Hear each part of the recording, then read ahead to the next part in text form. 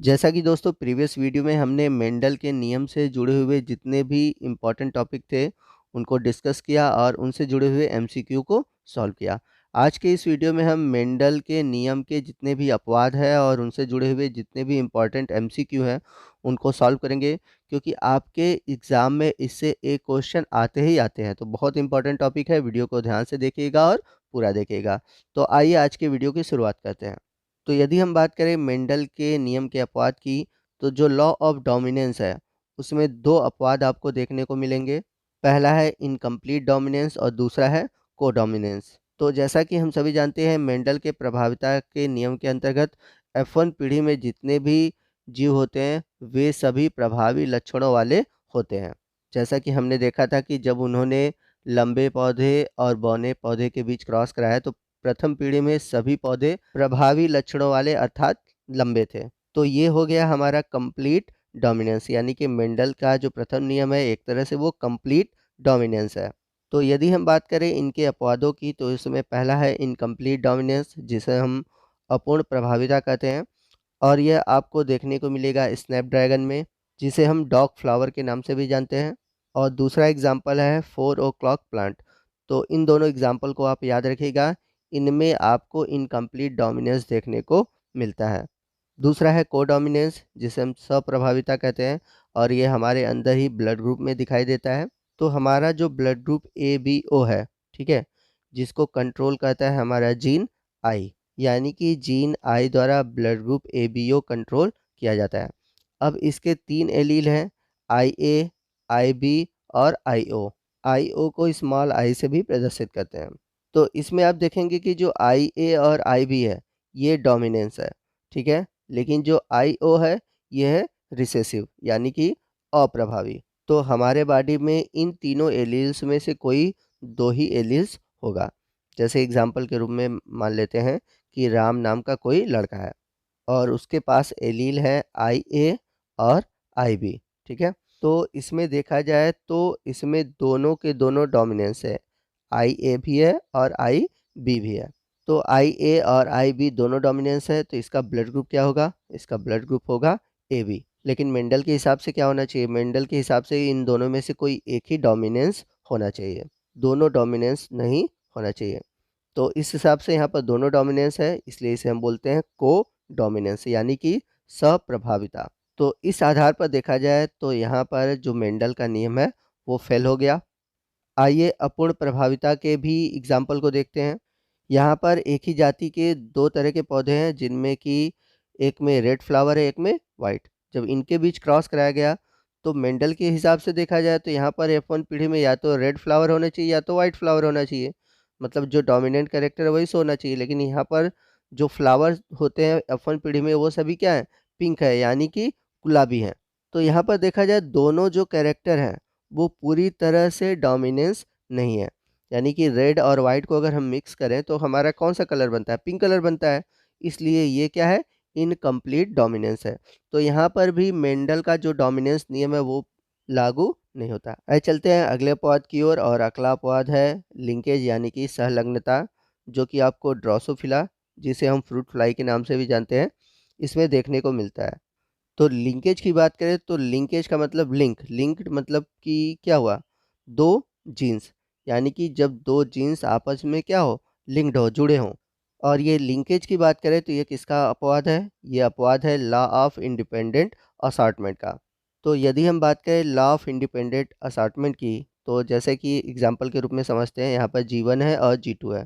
तो जो G1 है वो हाइट को कंट्रोल करता है और जो G2 है वो कलर को कंट्रोल करता है।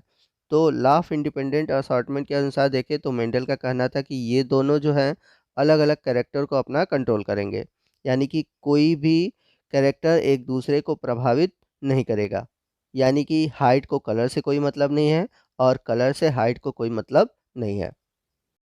अब यदि हम बात करें लिंकेज की, तो लिंकेज हमें ये बताता है, मान लेते हैं यहाँ पर कोई क्रोमोसोम है और इस क्रोमोसोम पर मान लेते हैं ये दोनों जो जीन है G1 और G2 है, ये दोनों साथ-साथ हैं। तो ये दोनों जो जीन हैं अगर साथ-साथ हो, यानी कि एक दूसरे के क्लोज़ हों और ये एक दूसरे से कभी अलग नहीं होंगे, यानी ये एक दूसरे से कभी स्वतंत्र नहीं होंगे। और ये जब भी किसी प्रोजेनी में जाएँगे तो ये दोनों साथ साथ जाएंगे, ये दोनों कभी अलग होगा ही नहीं। आप इसको ऐसे भी समझ सकते हैं कि यदि कोई टाल प्लांट है तो उसके अंदर जो फ्लावर होगा वो पर्पल कलर का ही होगा, क्योंकि यहाँ पर ये दोनों जो जीन है आपस में लिंक्ड है, जुड़े हुए हैं। तो ये जब भी साथ साथ रहेंगे वहाँ पर दोनों कैरेक्टर एक साथ आपको दिखाई देंगे। तो यहाँ पर आप देख सकते हैं कि लॉ ऑफ इंडिपेंडेंट असार्टमेंट का ये एक तरह से अपवाद है, क्योंकि उसमें जो कैरेक्टर थे वो अलग अलग हो जाते हैं, यानी कि जीन जो होता है वो अलग अलग इंडिपेंडेंट कैरेक्टर शो करता है। लेकिन लिंकेज में आप देख सकते हैं सभी कैरेक्टर एक साथ ही प्रदर्शित होते हैं। और ये चीज़ एक्सप्लेन किसने किया? और ये चीज़ एक्सप्लेन किया था टी.एच. मॉर्गन ने। तो ये भी इम्पॉर्टेंट है, ये नाम याद रखिएगा। इन्हें फादर ऑफ एक्सपेरिमेंटल जेनेटिक्स भी कहा जाता है। तो ये नाम याद रखिएगा, पीछे मैंने जेनेटिक्स में इनके बारे में बताया हुआ है। यहाँ पर एक बात याद रखिएगा कि लिंकेज जो है, लिंकेज जितना ज़्यादा होगा उतना ही अधिक पेरेंटल कैरेक्टर क्या होंगे? ज़्यादा जाएंगे। सीधी सी बात है, यदि दोनों जीन एक साथ लिंक्ड हैं तो सीधे ही वो कैरेक्टर क्या होंगे? बच्चे में चले जाएंगे। यानी कि जितना अधिक लिंकेज होगा बच्चे में उतना ही अधिक माता पिता के कैरेक्टर जाएंगे। तो आइए टॉपिक से जुड़े हुए कुछ एमसीक्यू सॉल्व करते हैं। तो क्वेश्चन है, निम्न में से कौन मेंडल के आनुवांशिकता का नियम नहीं है? तो प्रभाविता का नियम है, पृथक्करण का नियम है, स्वतंत्र अपव्यूहन का नियम है, लेकिन शीतलन प्रभाव का नियम नहीं है, यानी कि लॉ ऑफ कूलिंग इफेक्ट नहीं है। तो यहाँ पर आपका जो राइट ऑप्शन है ऑप्शन 4 है। तो ये मेंडल का आनुवांशिकता का नियम नहीं है। आइए चलते हैं अगले क्वेश्चन की ओर। अगला क्वेश्चन है, मेंडल का प्रथम नियम है। तो सिंपल सा है, प्रभाविता का नियम फर्स्ट। तो पहला ऑप्शन सही है। अगला क्वेश्चन है, जब विपरीत विशेषक वाले पादपों के बीच संकरण कराया जाता है तो पीढ़ी के संतानों में जो विशेषक प्रदर्शित होते हैं उसे प्रभावी लक्षण कहते हैं, और जो इस पीढ़ी के संतानों में प्रदर्शित नहीं होते उसे अप्रभावी लक्षण कहते हैं। यह मेंडल का नियम है। तो यहाँ पर यही बात बोला है कि जो लक्षण प्रभावी होता है उसे हम बोलते हैं डोमिनेंस, जो प्रभावी नहीं होता है उसे हम बोलते हैं रिसेसिव। तो ये कौन सा नियम है? प्रथम नियम है। चलते हैं अगले क्वेश्चन की ओर। युग्मकों के निर्माण के समय एलील के एक जोड़ा में से युग्मक में केवल एक ही एलील पहुंचता है, इसे कहते हैं। तो इसे हम बोलते हैं लॉ ऑफ सेग्रीगेशन, यानी कि आपका जो राइट ऑप्शन है ऑप्शन बी है। अगला क्वेश्चन है, मेंडल के नियम को युग्मकों के शुद्धता का नियम भी कहा जाता है। तो युग्मकों की शुद्धता का नियम कहते हैं हम लॉ ऑफ सेग्रीगेशन को, यानी कि आपका राइट ऑप्शन है ऑप्शन बी। चलते हैं अगले क्वेश्चन की ओर। मेंडल ने किस आधार पर युग्मकों की शुद्धता का नियम दिया? तो उन्होंने एक संकर संकरण यानी कि मोनोहाइब्रिड क्रॉस के आधार पर युग्मकों की शुद्धता का नियम दिया। ऑप्शन डी आपका सही है। चलते हैं अगले क्वेश्चन की ओर। जब दो लंबे पादपों का संकरण कराया जाता है तो कुछ संतानें बौने होते हैं, दोनों जनक के जीनोटाइप होंगे। तो यहाँ पर आप देख सकते हैं कि क्वेश्चन में पूछा हुआ है कि दो लंबे पादप है, यानी कि दो लंबे पौधे हैं, टॉल है और टॉल है, लेकिन इनके जो बच्चे जन्म लिए इनमें कुछ क्या थे? ड्वार्फ थे, यानी कि बौने थे। तो इनके जीनोटाइप क्या होंगे? तो इस हिसाब से पहले तो ऑप्शन 4 होगा नहीं, क्योंकि यहाँ पर एक देख रहे हैं टॉल है तो दूसरा ड्वार्फ है, लेकिन क्वेश्चन में बोला है कि दोनों क्या हैं? टॉल हैं, तो ये ऑप्शन तो होगा नहीं। अब यदि यहाँ पर दोनों कैपिटल टी लेते हो, यानी कि टॉल के लिए कैपिटल टी लेते हो, तो जितनी भी संतानें मिलेंगी सभी कैपिटल टी यानी कि लंबे मिलेंगी। तो ये भी जीनोटाइप नहीं हो सकता। तो ऑप्शन सी भी आपका गलत है।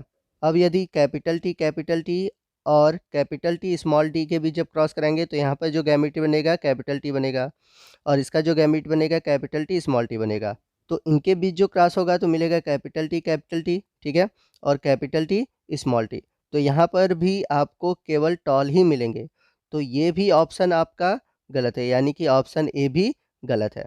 तो आपका जो राइट ऑप्शन है ऑप्शन बी है, कैपिटल टी स्मॉल टी और कैपिटल टी स्मॉल टी, यानी दोनों की टॉल तो है बट हाइब्रिड टॉल है, यानी कि संकरित लंबे हैं। यहाँ पर आप बनाकर भी देख सकते हो, मैं बना दे रहा हूँ capital T small T, capital T small T. तो इसमें दो तरह के गैमेट बनेंगे, कैपिटल टी स्मॉल टी, ठीक है, और इसमें भी दो तरह के गैमेट बनेंगे, कैपिटल टी स्मॉल टी, ठीक। तो यहाँ पर हम देख सकते हैं कि इसका स्मॉल टी और इसके स्मॉल टी से क्रॉस करेगा तो क्या बनेगा? स्मॉल टी बनेगा, यानी कि डॉट बनेगा। सब कुछ चेक करने की जरूरत नहीं, हमें सीधे आंसर मिल गया। अगला क्वेश्चन है, F2 में फिनोटिपिक अनुपात होगा। तो फिनोटिपिक अनुपात पूछा है, यानी कि दृश्य रूप पूछा हुआ है। तो मैंने पीछे आपको बताया कि जो फिनोटिपिक अनुपात होता है वो होता है 3:1, लेकिन यहाँ पर कहीं भी ऑप्शन में आपको 3:1 देखने को नहीं मिलेगा। तो ऑप्शन कौन सा होगा? ऑप्शन बी होगा। ये जो है डाई हाइब्रिड क्रॉस के लिए दिया हुआ है, लेकिन जो 3:1 होता है वो मोनो हाइब्रिड क्रॉस के लिए होता है। तो यहाँ पर मोनो हाइब्रिड का रेशियो न देकर आपको डाई हाइब्रिड का रेशियो दिया हुआ है, तो इस बात को याद रखिएगा। मोनो हाइब्रिड के लिए जो F2 का रेशियो आएगा फिनोटाइप का, वो आएगा 3:1, और डाई हाइब्रिड के लिए आएगा 9:3:3:1। चलते हैं अगले क्वेश्चन की ओर। अगला क्वेश्चन बड़ा इंपॉर्टेंट है, ये आपके 2018 में क्वेश्चन पूछा हुआ है, और ये क्वेश्चन थोड़ा सा इनकम्प्लीट है। कैसे इनकम्प्लीट है आइए समझते हैं। पहले क्वेश्चन को देखते हैं।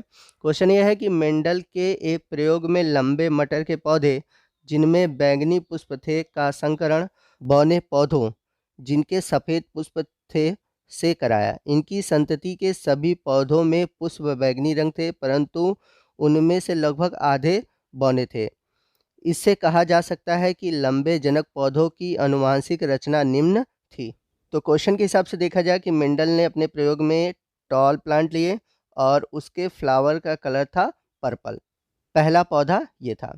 वहीं दूसरे पौधे की बात करें जिसे उन्होंने क्रॉस कराया, दूसरा पौधा था बौना, और जिसका पुष्प था सफ़ेद, यानी कि ड्वार्फ और वाइट। अब ये कह रहा है कि जब इनके बीच क्रॉस कराया गया तो इनकी संतानों के जो सभी पौधे थे उनमें पुष्प क्या थे? बैंगनी रंग के थे। यानी कि जो प्लांट प्राप्त हुआ उसमें पुष्प के कलर क्या थे? पर्पल कलर थे। जितने भी पौधे बने सभी के पुष्प का कलर क्या था? पर्पल था। परंतु कह रहा है कि उनमें लगभग आधे बौने थे, यानी कि पौधे जो लंबाई की बात थी तो कुछ लंबे थे और कुछ बौने थे।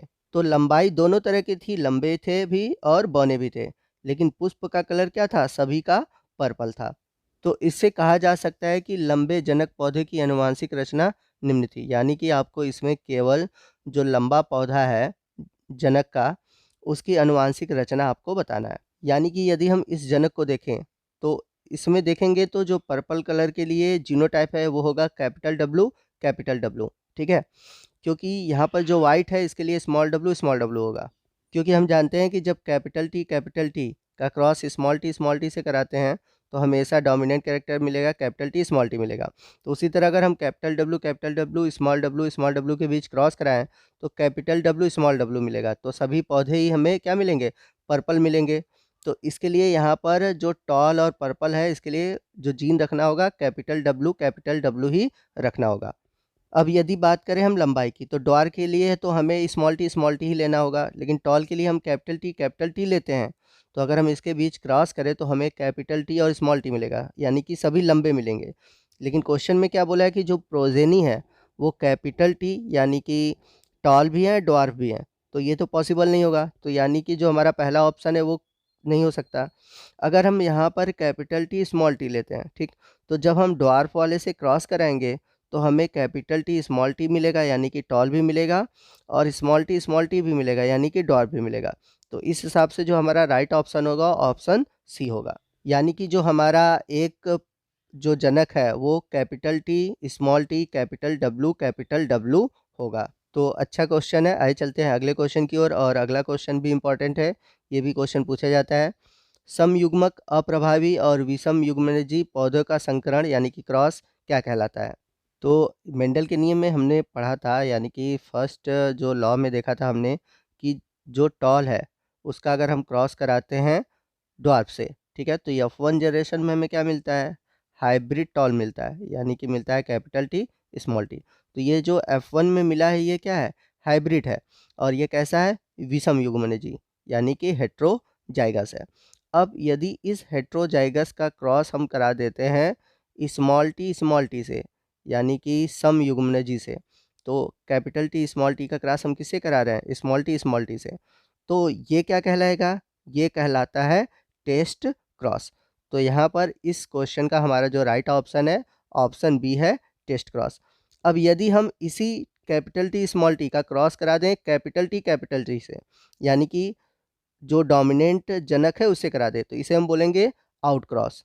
तो यहाँ पर हमारा जो आंसर होगा वो होगा टेस्ट क्रॉस, ठीक है, क्योंकि क्वेश्चन में हमसे पूछा है कि समयुग्मनजी अप्रभावी का विषम युग्मनजी पौधे से संकरण कराना है, ठीक है। तो यहाँ पर जब हम कैपिटल टी स्मॉल टी का क्रॉस करा रहे हैं स्मॉल टी से, तो ये हमारा हो गया टेस्ट क्रॉस। तो टेस्ट क्रॉस और आउट क्रॉस बैक क्रॉस के ही टाइप है। बैक क्रॉस का मतलब होता है कि F1 जनरेशन में जो हमें प्रोजेनी मिला है, यदि उसका क्रॉस हम क्या करें, पेरेंट से कराएं, तो पेरेंट से कराते हैं तो उसी को हम बोलते हैं बैक क्रॉस। तो यदि अगर हम क्रॉस कैपिटल टी वाले से करा दें, यानी कि डोमिनेंट से करा दें, तो उसे हम बोलते हैं आउट क्रॉस, और रिसेसिव से करा दें तो उसे बोलते हैं टेस्ट क्रॉस। अगला क्वेश्चन है, एक बच्चा प्राप्त करता है, तो वह 50% जीन माता से और 50% पिता से प्राप्त करता है। ऑप्शन बी आपका सही है। अगला क्वेश्चन है, निम्न में कौन सा आनुवंशिकता का वाहक है? तो हम सभी जानते हैं कि आनुवंशिकता का वाहक जीन, डीएनए, गुणसूत्र सभी हैं, तो आपका राइट ऑप्शन है option B, all of these. चलते हैं अगले क्वेश्चन की ओर। एक मादा युग्मक में गुणसूत्र होते हैं, तो एक मादा युग्मक यानी कि गैमेट में कितने गुणसूत्र होते हैं? 23 गुणसूत्र होते हैं। राइट ऑप्शन है ऑप्शन डी। अगला क्वेश्चन है, मानव के अनिषेचित अंडे में होता है, तो अनिषेचित अंडा है तो अंडे में हमेशा क्या होगा? एक्स गुणसूत्र ही होगा। तो यहाँ पर आपका जो राइट ऑप्शन है ऑप्शन सी है, एक एक्स गुणसूत्र होगा। बहुत अच्छा क्वेश्चन है।